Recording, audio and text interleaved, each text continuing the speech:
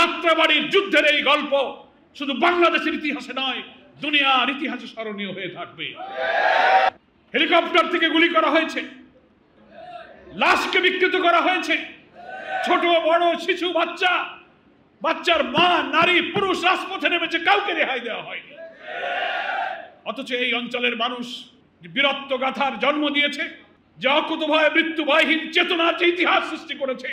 আমরা আল্লাহ তাআলার কাছে খুব শুকরিয়া আদায় করি প্রাণ ভরে, যে একটি ফ্যাসিবাদ বিরোধী সংগ্রামে সারা বাংলাদেশে যে লড়াই হয়েছে, লক্ষ লক্ষ মানুষ যে লড়াইয়ে আহত নিহত হয়েছে, গ্রেফতার হয়েছে, নির্যাতিত হয়েছে, তার মধ্যে সবচেয়ে আলোচিত, সবচেয়ে সাহসী, আবার অন্যদিকে সবচেয়ে নিষ্ঠুর বর্বর হত্যাকাণ্ড যেখানে ঘটিত হয়েছে, সেই যাত্রাবাড়ির শহীদদের স্মরণে আজকে আমরা এখানে আলোচনা সভায় এবং দোয়ায় মিলিত হতে পেরেছি। এটা বড় একটা নেক কাজ। আল্লাহর প্রিয় বান্দা যারা অন্যায় অবিচারের বিরুদ্ধে জীবন দিয়েছে, ফ্যাসিবাদের বুলেটের সামনে হাত উঁচু করে বুক পেতে দিয়েছে, সেই সাহসী সন্তানদের জন্য, তাদের মাগফিরাতের জন্য, শাহাদাত মঞ্জুরের জন্য, আহতদের সুস্থতার জন্য এমন এক মোবারক অনুষ্ঠানে যুক্ত হতে পেরে আমরা রহমানুর রহিম আল্লাহ তাআলার কাছে সকলেই আবারও শুকরিয়া আদায় করছি, আলহামদুলিল্লাহ। এটা কোনো প্রতিবাদ সভা নয়, কোনো বিক্ষোভ সমাবেশ নয়। আমি পথে আসতে আসতে কয়েকজন শহীদের মা, স্ত্রী, সন্তানদের আহাজারি অশ্রুসিক্ত বক্তব্য আমি শুনছিলাম। আপনারা আরো অনেকে শুনেছেন কিভাবে তার সন্তান নিহত হয়েছে। মা, স্ত্রী, সন্তান, পিতার যে বেদনা ভারাক্রান্ত মর্মস্পর্শী বর্ণনা, আল্লাযী খালাকাল মাউতা ওয়াল হায়াতা লিয়াবলুয়াকুম আইয়ুকুম আহসানু আমালা।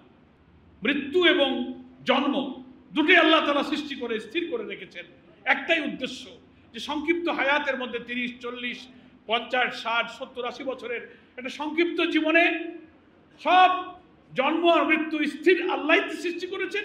সময় নির্দিষ্ট করে একটা পরীক্ষার জন্য আল্লাহ আমাকে এখানে পাঠিয়েছেন। কি পরীক্ষা? লিয়াবলুয়াকুম আইয়ুকুম আহসানু আমালা। চরিত্র, আমল, কাজ, আখলাকের দিক থেকে এই পৃথিবীর পরীক্ষা নিরীক্ষার মধ্যে কে শ্রেষ্ঠ প্রমাণিত হতে পারে, সেই পরীক্ষা দেওয়ার জন্য আল্লাহ তাআলা আমাদেরকে এখানে পাঠিয়েছেন।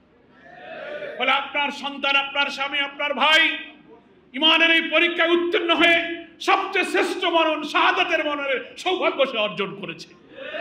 ইমানের পরীক্ষায় সে উত্তীর্ণ হয়েছে। ফলে আপনার আফসোসের কিছু নেই। একথা ঠিক, স্বজন হারালে যার বুক খালি হয়ে যায়, যার যায় সেই বোঝে তার কি জ্বালা। মানুষের কথায় তার হৃদয় তৃপ্তি হয় না, কিন্তু আল্লাহ তাআলা তাকে আবার সবর দেন। এই 20, 50, 60 বছরের মায়ার জালে আল্লাহ আমাদেরকে আটকে রেখেই পরীক্ষা করেছেন। আপনি যদি একটু পরীক্ষায় সবর করেন যে না, আমার স্বামী, আমার ভাই, আমার সন্তান হক এবং ন্যায়ের পক্ষে লড়াই করতে গিয়ে জীবন দিয়েছে, এই বিশ্বাস আপনি রাখবেন। সে তো নিজের কোনো স্বার্থে আসেনি, তার জমি জমা, সহায় সম্পদ, ব্যক্তিগত স্বার্থ, কোনো অপকর্মের জন্য সে জীবন দেয়নি। সে জীবন দিয়েছে একটি ফ্যাসিবাদী, অত্যাচারী, জালেম শাসকের বিরুদ্ধে সংগ্রামে সে জীবন দিয়েছে। আল্লাহ রাসূল সাল্লাল্লাহু আলাইহি ওয়াসাল্লাম হাদিসের মধ্যে বলেছেন, কোন মুমিন যদি ঈমানের সাথে তার অধিকার রক্ষার জন্য হকের পথে লড়াই করে জীবন দেয়, অন্যায় অসত্যের বিরুদ্ধে প্রতিবাদ করতে করে জীবন দেয়, আল্লাহ তাআলা তাকে শাহাদাতের মর্যাদা দিতে পারে। এই যাত্রাবাড়ি অঞ্চলের আহত, ক্ষতবিক্ষত শহীদ পরিবারের অনেক সন্তান এখানে লড়াইয়ের ময়দানে যারা থেকেছে, অন্যায়ভাবে পুলিশ গ্রেফতার করে প্রচুর লোককে গ্রেফতার করে নিয়ে গেছে কারাগারে, তার বহু লোককে রিমান্ডে নিয়ে ডিবি অফিসে নির্যাতন করা হয়েছে। স্টেজেও বসে আছেন। আমি কারাগারে থাকলেও তাদের কাছে আমি যাত্রাবাড়ির নির্মম, নিষ্ঠুর, বর্বর হত্যাকাণ্ডের গল্প আমি তাদের কাছে শুনেছি। হেলিকপ্টার থেকে গুলি করা হয়েছে, লাশকে বিকৃত করা হয়েছে, ছোট বড় শিশু বাচ্চার মা নারী পুরুষ রাজপথে নেমেছে, কাউকে রেহাই দেওয়া হয়নি। অথচ এই অঞ্চলের মানুষ বীরত্ব গাথার জন্ম দিয়েছে, যে অকুতভয় মৃত্যুভয়হীন চেতনার যে ইতিহাস সৃষ্টি করেছে। যাত্রাবাড়ির যুদ্ধের এই গল্প শুধু বাংলাদেশের ইতিহাসে নয়, দুনিয়ার ইতিহাসে স্মরণীয় হয়ে থাকবে। ফলে আপনার স্বামী, সন্তান, ভাই হারিয়ে আপনি ব্যথিত হবেন না। মানুষ স্বজন হারালে একটু কষ্ট পায়, চোখের পানি আসে, কিন্তু ওটা আবার ভাবতে হবে যে আল্লাহ যেহেতু আমার এই স্বজনের মৃত্যু এই দিন নির্ধারিত করে রেখেছিলেন, কোন চেষ্টা করে তাকে এই দিন বাঁচানো যেত না, যেতে এটা আল্লাহর নির্ধারিত সময় ছিল। আমি আপনাদেরকে একটা ঐতিহাসিক কথা স্মরণ করিয়ে দিই। আমাদের সাবেক আমিরে জামাত শহীদ মাওলানা মতিউর রহমান নিজামীকে কারাগারে ফাঁসিতে ঝুলিয়ে হত্যা করা হয়েছিল, সবাই জানেন আপনারা।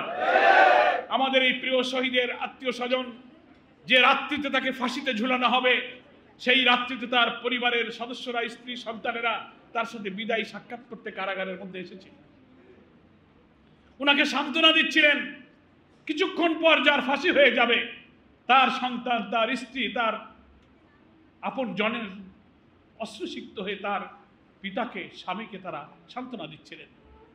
শহীদ নিজামী তাদেরকে পাল্টা সান্ত্বনা দিয়ে বলেছিলেন যে দেখো আল্লাহ পাক আমার রব, আমার মৃত্যু যখন নির্ধারিত আছে, সেই মৃত্যুর সময় হয়ে গেলে আমি কারাগারে থাকি অথবা বাইরে থাকি, আমার মৃত্যু কেউ ঠেকাতে পারবে না। আমরা সেই আন্দোলনের সেই নেতার উত্তরসূরি নাকি বলেন? এটাই ঈমান, এটাই তাকদীর। ফলে আপনি আপনার মনকে সান্ত্বনা দিন। এই দিনে আল্লাহ নির্ধারিত এই ফয়সালা, সারা পৃথিবী একদিকে গেলে এই ফয়সালা থেকে কেউ রেহাই দিতে পারে না। আর যার মৃত্যু নির্ধারিত ছিল না, হাজার চেষ্টা করে তাকে কেউ হত্যা করতে পারবে না। এটাই নাম হচ্ছে তাকদীর। ফলে আপনার যাকে আপনি হারিয়েছেন, তিনি দুনিয়াতেও সফল হয়েছেন, আখিরাতেও সফল হয়েছেন নাকি বলেন? এই মৃত্যু সম্মানের মৃত্যু।